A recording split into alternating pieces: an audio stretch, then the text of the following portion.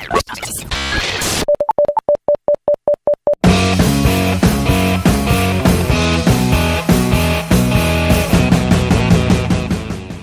is Don't Get Me Started. This is a conversation about advertising.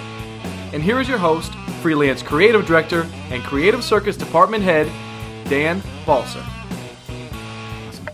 Yes, welcome back to another episode of the podcast. I'm going to talk a little bit faster today because we're in a hurry because someone has to catch a flight. Someone has to catch a flight back to California, and this was a riveting, engaging, informative, enlightening, and wise presentation that the listeners once again have missed. And I apologize to those of you on the other end of this. I'm going to try not to reference the conversation so much that you're going to feel in the dark because it wouldn't be fair to you. So I'm going to try very hard to assume that this conversation we're going to have is a fresh conversation because the listeners were not privy to your insights. And every time I hear people giving information / advice like that, I wonder how abstract that must sound to someone in like the first year of ad school, because some of that wisdom was profound in retrospect and abstract in the oncoming headlights in front of you. So we're talking today, as you know, with Joel Stacy and Paula Maki. They're both creative directors at two different offices of Mono, one in Minneapolis. That will be Joel, whose voice sounds like a man, and Paula is in California, and her voice appropriately sounds like the woman's voice. So Paula's been at Mono for about 11 years, about as long as I've been producing this conversation. She attended the University of Minnesota. She has a degree in French, which is pretty interesting. Oh, I didn't know that. Yeah. Yes. She realized 4 years later, what do I do with a degree in Francais? Tacked on mass communication major at the last minute, went to an intro to copywriting class thinking she'd learn about copyright law. True. Fell in love with writing. She's been at Fallon, Cole, and is it pronounced Colin McVoy or Coley and McVoy? Cole McVoy. Cole McVoy and Mono. Currently living in San Francisco. You didn't know? That's amazing. That's pretty interesting. Joel Stacy, and you're going to have to help me with how long you've been at Mono. 3.5 years. 3.5 years. Yep. Also is at Cole McVoy, Space 150 in Minneapolis. Carmichael Lynch, where I believe is where he worked on Porsche. Is that correct? That's correct. Really great brand, incredible writing. And some of the accounts that these guys have been on, maybe collectively, maybe individually, because this is coming off of Joel's resume: Indian Motorcycle, ESPN, Porsche, Harley Davidson, Target, Tractor Supply Company, Northwest Airlines, among many, many others. Joel actually went to Miami Ad School, and as we have covered, Paula has a French major. So welcome, you guys. Welcome, you guys, to the microphone. Welcome to the I think that sums us up perfectly. Zut alors. That's what I meant. Alors. So, first of all, I just want to ask you guys, has nothing to do with anything. How was the day? How was your trip to Atlanta been? The short first exposure to the creative circus? Is that right? Yeah. Yeah, so how's it been? It's been great. You know, after going to Miami, hearing about creative circus for so long, and then to finally be here at the school and check it out has been fabulous. It's a great program you guys have here, and I think there's a lot of great students coming out of here. We have one, Teddy Solberg, who is a creative circus grad, who is a copywriter that we have working at Mono now, and he's been doing fabulous. So super early. It's been great. Super early name drop in the podcast. I appreciate that. Why not? So, all right. So, Paula, does Joel tend to answer honestly, or is he just being nice since we're actually recording this in the creative circus? Like, so it's fabulous. It's wonderful to be here. Now, is that for real? It's for real. Okay. Yeah. He's genuinely pretty I'm down honest, here. right? I'm in Atlanta. I'm going to go see a buddy, for the weekend. So, Nice. like, this is like mini vacation. This Right. is great. Awesome. I got nothing to complain about. So I will say this. I've known Joel for, 12 years. Oh, yeah. We were youngish writers at Call McVoy in Minneapolis.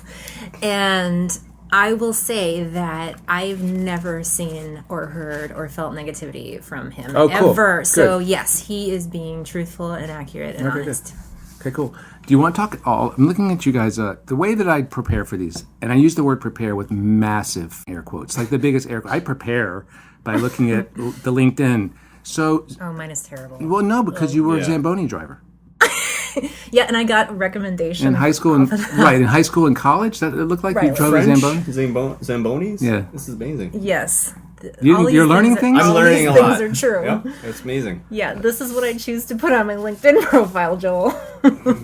the important stuff. Yeah. Do you guys get those alerts that say how many people are looking at your LinkedIn profile? I do. Yeah. I get crazy numbers. Like I got an email. The chart that shows like your time over the Does it do the that? last couple of weeks? Well, I haven't paid you have for this the drop, and you're like, why aren't people liking me? Some weird spike when everyone's looking at Right. Do you have the premium one with the little gold logo that gives you all the information of who's looking? Because I get these emails that say 246 people looked at your LinkedIn profile. You have to pay for that, though, right? No, I didn't pay for that part. I'm like, my only thought was, why?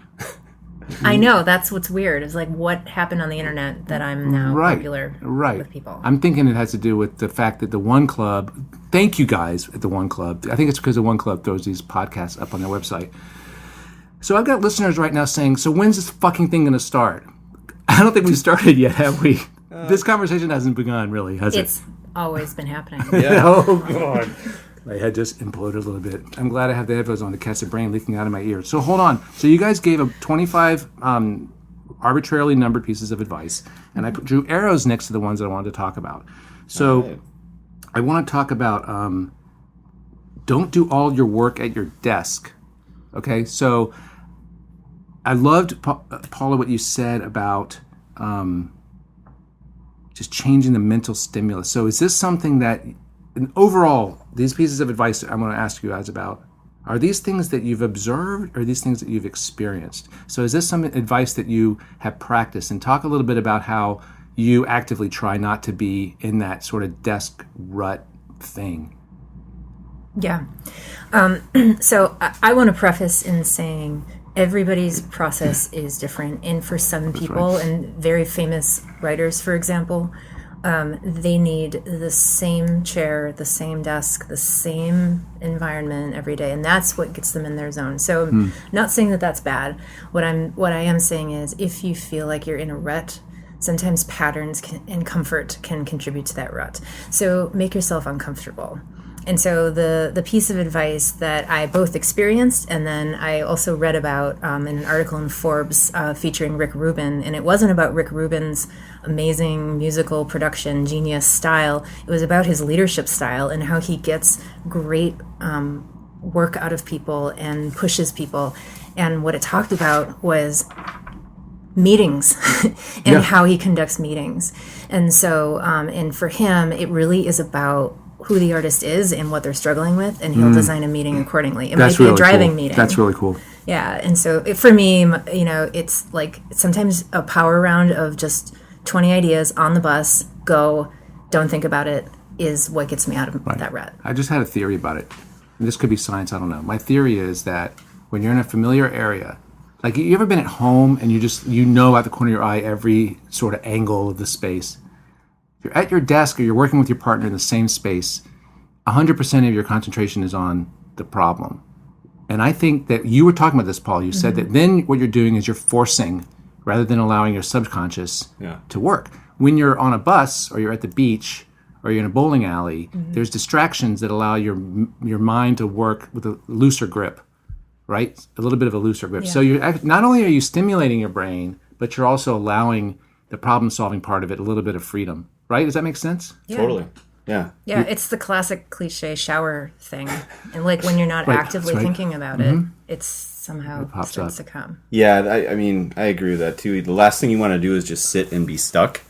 And so, yeah, I think for me, I believe that you have to get to learn your tendencies as a creative as well. I was just telling one student after this who asked a follow-up question, I said, once you start to learn how you work a little bit more and when you're good and when you're bad and when you need it to shake things up, then you can just start trying new stuff. But to your point with like, you may be really good at your desk at this certain moment and that'll work for a while, but then all of a sudden what happens when that goes dry? So you have to be able to be willing to change and shift things up.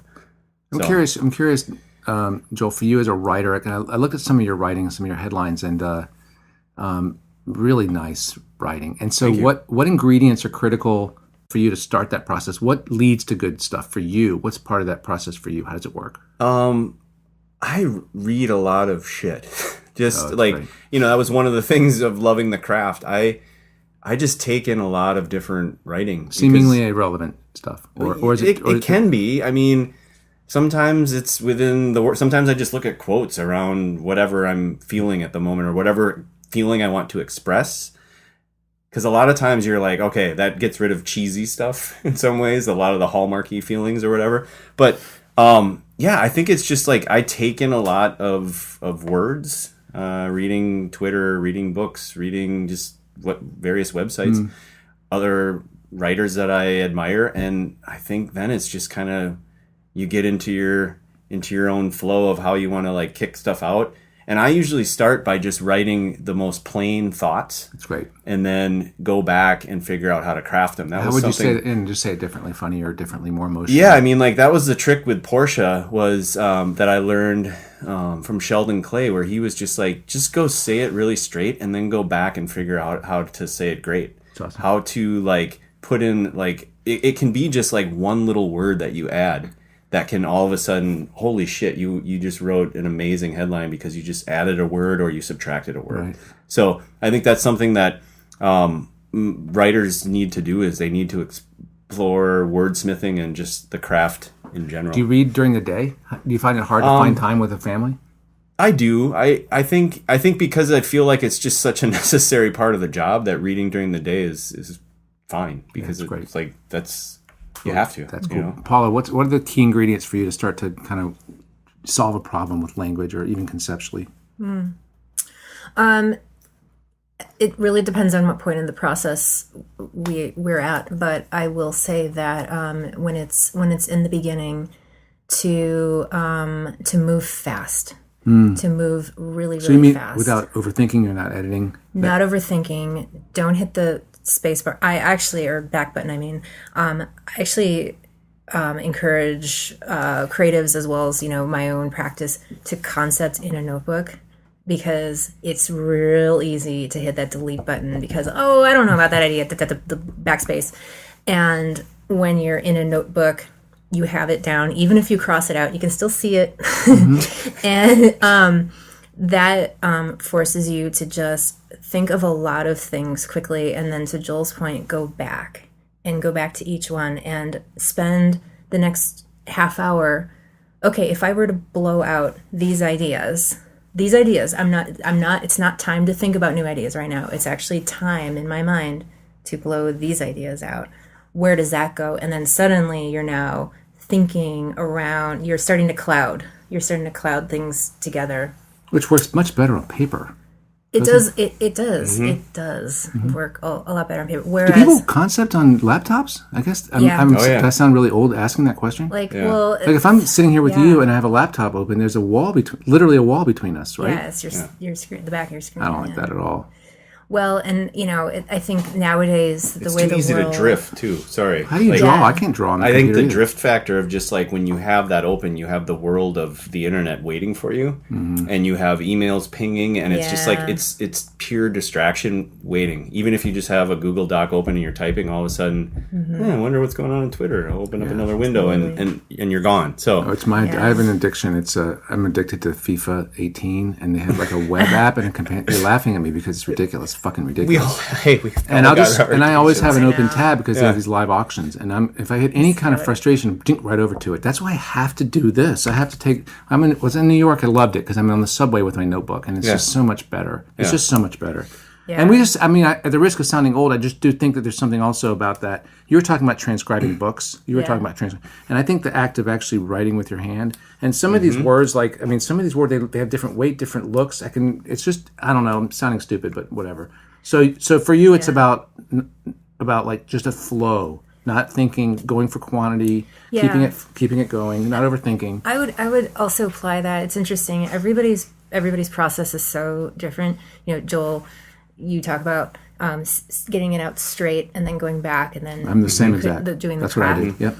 Yep. For me, when I'm in the process of, like, say it's just even headline writing, again, I am such a natural self-editor. I really want to hit that backspace because I want everything to be perfect. One trick that a former creative director suggested to me, which I tried, and it was so uncomfortable but so amazing, was just sit in front of your computer. It's time to write headlines. Close your eyes.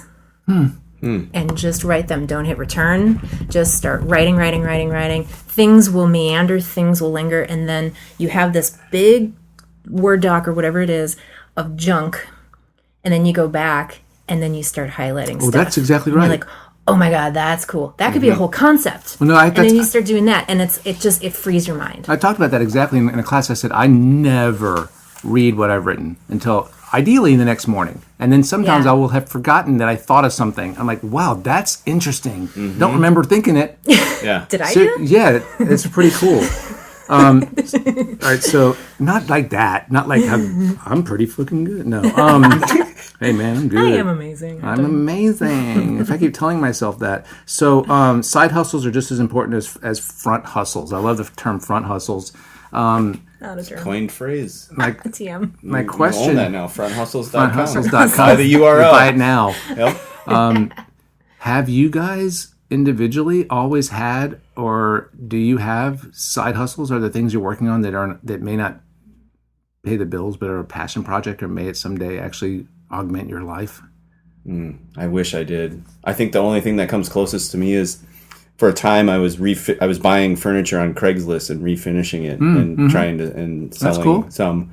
But I love that it's such a left brain activity of refinishing furniture. Right. It balanced me out because it was a nice escape from the subjectivity of the creative field, where I knew if I just followed the process, I'd have an amazing piece of furniture at the end of it. It's like baking rather than cooking. Exactly. So you know what I mean by that?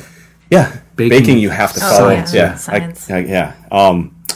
So I don't know if I had to side hustle. That's probably the closest I've got that has nothing to do with creativity. Yeah, that's really cool. And parenting. But maybe, parenting's a side hustle. So it's a pretty important one. You end up making. I don't consider it a side hustle. You know what, I consider it like my front hustle. I'll say we're here to change the dialogue about parenting. Yeah.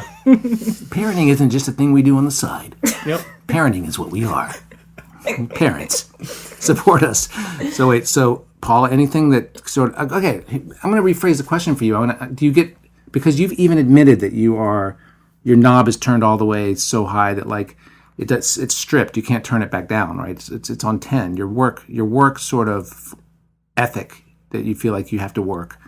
Probably you're admitting now at this stage of your career, probably more than you need to, right? Am I being fair? But the fact that you pulling late nights and working all the time.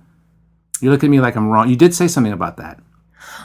I have always in my career struggled with turning it off. Okay. I feel like with my old age, I'm getting better at compartmentalizing. I used to always be thinking like I couldn't turn it off, and now, I think I'm trying to practice more of what I preach, because I try to tell other creatives. But do you feel like you have to now? I mean, like, you've been doing this for at least 11 years, right? So don't you feel like you hit a point of diminishing returns at a certain point? Or are you solving problems quicker? Or do you still have that feeling that like you're running kind of up and down escalator all the time? Or does it never feel like that? Maybe I'm projecting. No. You are touching upon something. The nature of my specific job has evolved. Mm-hmm. It's not just being a creative director. Not that that's a big job. But the things that occupy my days are, I also worry about building an office out in San Francisco. We're still a pretty new office. And so there's a large part that's about guiding the work. I do like that. It's using a different part of my brain. It's worrying. It's worrying about different things, new things, things that I don't really like. I'm not an expert in, and so for me, that's really alluring because I'm not used to it. Has it created mental space for you to approach creative fresher? Has that happened? It's forced me to be more removed from it at times. As well as forced me closer to it, which sounds like two opposing things at the same time. But because I've had to, with my co-manager partner, help build this office, I've had to step away from the work and let the teams run with it. And how's it going with that for you? It goes well. As an early creative director in my early days, I had a hard time stepping away from like doing the work. I struggled with it probably for the first 2 years, at least 3 years probably, if I'm being honest. Now, there's moments where just by nature of our tiny office, I have to step in and actually help do the work. And so what I like about it is that it's forcing me to be fluid. I have to just roll with it because we're small. So you have a forced side thing, which is sort of like running an agency.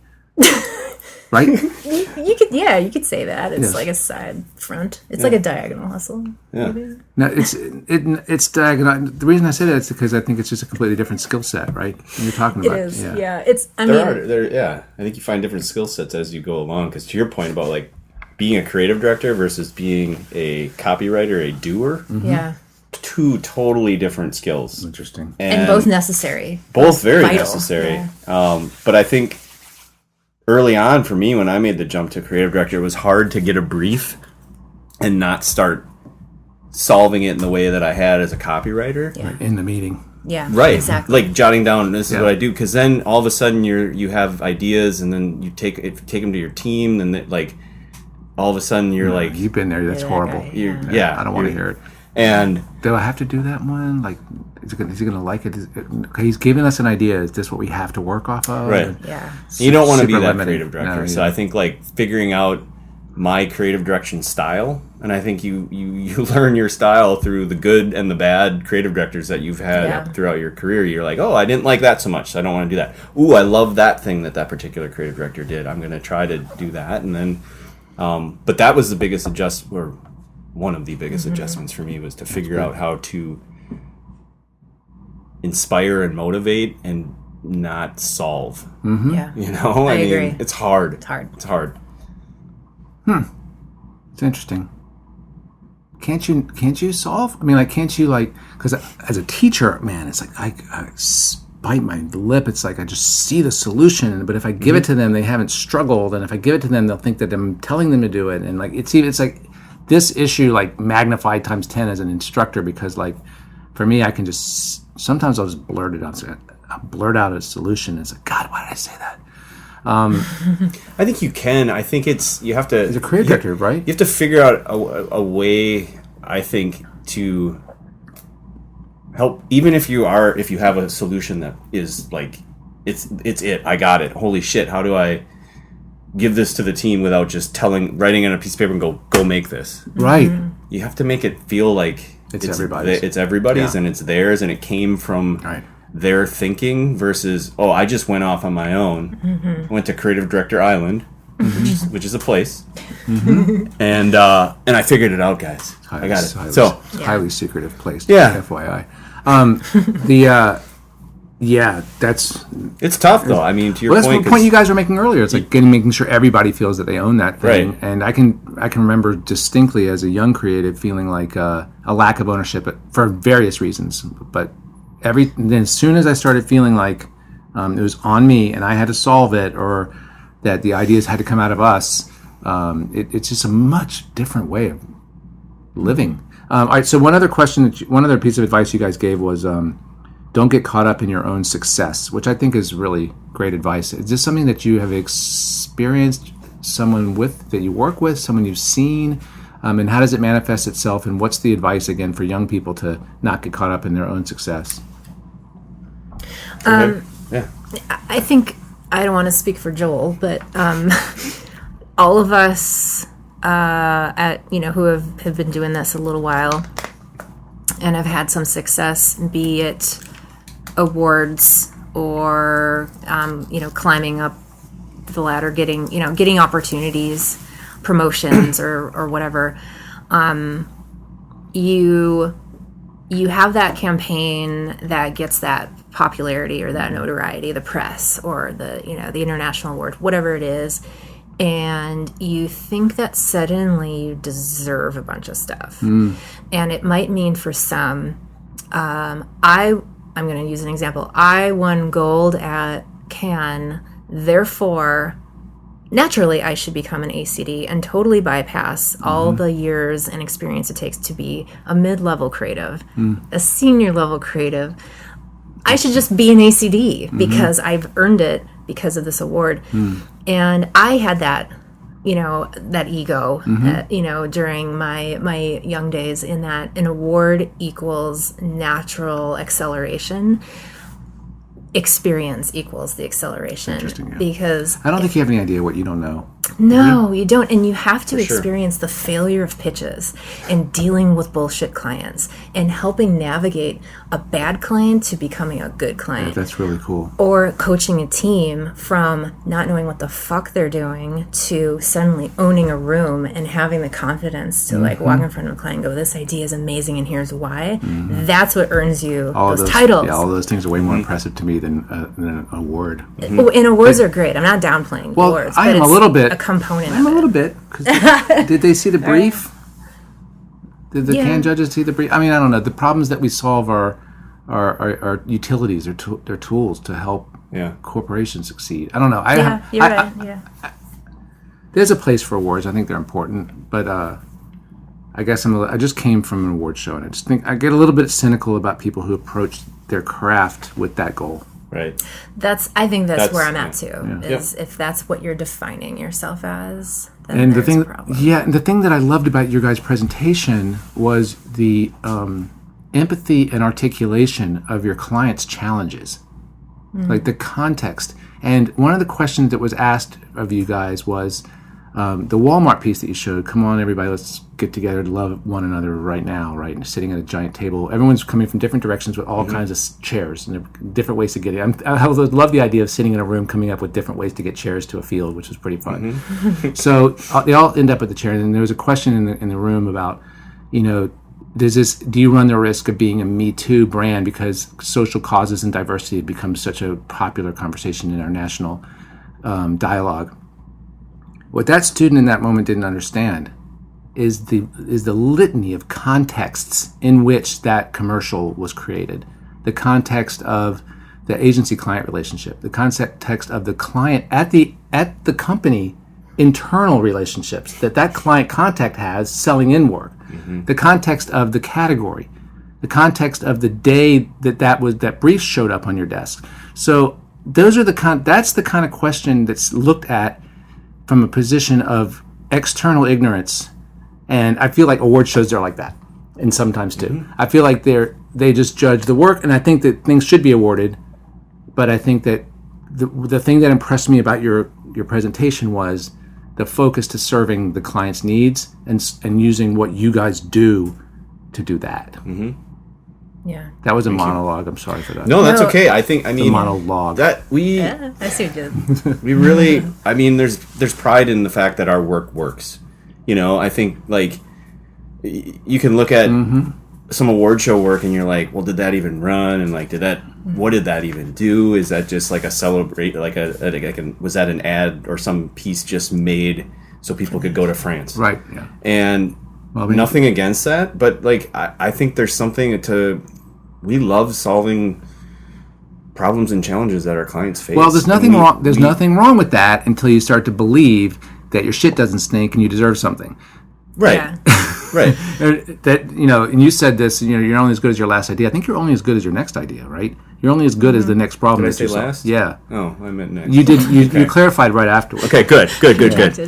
I gotta say in the award show conversation that when social media, I'm gonna date myself, but when social media really took off, like Twitter specifically, for me personally as a creative, if the thing that I put out there into the world got noticed, even by one person who's not in the advertising industry, but took a second out of their day to mention or share the thing that I made, that to me is worth so much more than an award because it actually connected with someone. Yeah, right. And that's and yes, it solved the client's problem, and that's amazing as well. But man, when you can connect with someone out in the wild, it's such a cool feeling. I just want to also let the listeners realize in the wild, a civilian, just shooting that stuff up in the air and a real human. A human. Yep. Can I just say for the listeners to understand that we're talking to a team here. This is only on Joel's list. This is a team who've won awards: CA,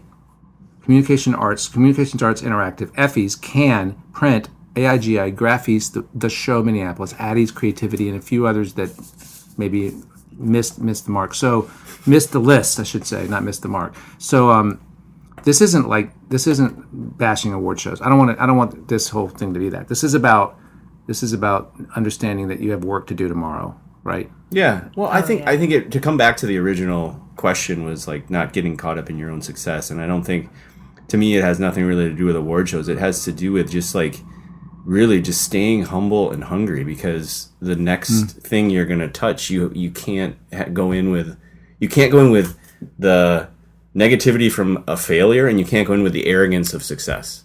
So I think you just have to stay level-headed throughout it all. Funnily enough, a piece of inspiration that we had that guided us to do the 25 pieces of advice was this on the Players Tribune. If you ever heard of that site, it's all written by athletes, all of the content. And Ray Allen had this article where he talked about like whatever, a letter to my 13-year-old self or whatever. And in the end of it, he said after they won the NBA championship with the Miami Heat, he went to the dentist that morning. He went to the dentist. And why? Because that's just what he did. He was just used to his regular scheduled life of putting in the work and doing his thing. And I think like the dentist was even shocked that he went. He's like, you won the title last night. Why aren't you partying somewhere? He's like, because I was scheduled to go to the dentist. So I think that's what I look at from the success thing is like, just go about your business. Right. Solve the next one the same way that you solved the last one. Right. I think for everybody who needs to hear this, I think there's also a half a person. Like I think there's maybe less than 50%, but there's a lot of people who also need to stop and actually acknowledge that they've done well and enjoy their success. Because I've seen a lot of people who can't step back and enjoy the fact that they've got a commercial running on television without kind of agonizing over it or stressing out over the next thing on their desk. And I've had friends who've been like that, and I've known people who. Because I remember this moment that made me feel great was when you're sitting on the subway and you're like, I wrote that. I'm a big time New York ad guy. I wrote an ad that's on the subway. And like, just for a second, I'm not taking it seriously. I'm not going to go to work and say I deserve something for it. But like, it's pretty damn cool that you get to make things that people experience. Yeah. And you should kind of, you're blessed. There's a short window in the history of America that you get to actually affect a dialogue, and I think it's pretty cool. Oh yeah, I mean, I've always I didn't realize it going into this industry, but I, in post rationalization, realized that working in advertising communications, it's my way to be able to use brands as a conduit to say things in the world that hopefully mean something at the time, and attach a brand and a brand's message to that. I mean, the brands are a great conduit, and the money and the money to make it happen. I think that's really cool. That's really cool. And the work that you have, the Target stuff in particular for me is a celebration of. It's to me, it's a twisted stereotype. You've taken a stereotype of a woman and you've turned her into a badass version of what people expect to see. A woman who has to do her laundry, but she's a beautiful sort of model. I mean, there's something in it that's sort of like saying, okay, this is what you expect and this is what it is. And it's an elevation and it's got humor and it's got a natural sort of chuckle at the end of it. So it's anti-advertising in a way.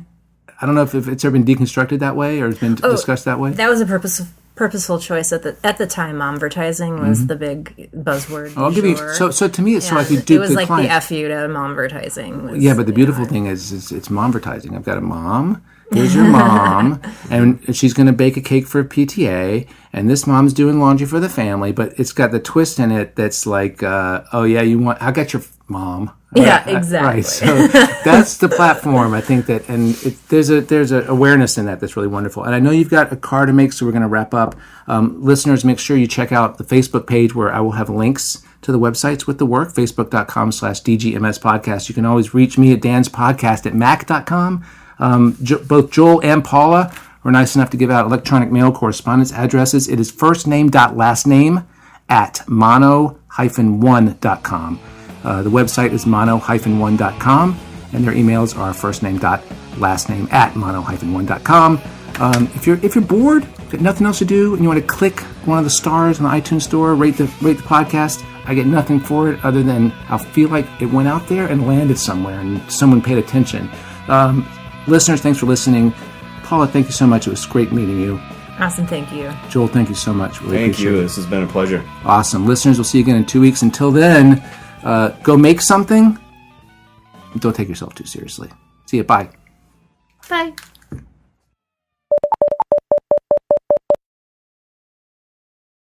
Sweet. Thanks. It wasn't hard. That was so fun. That was awesome.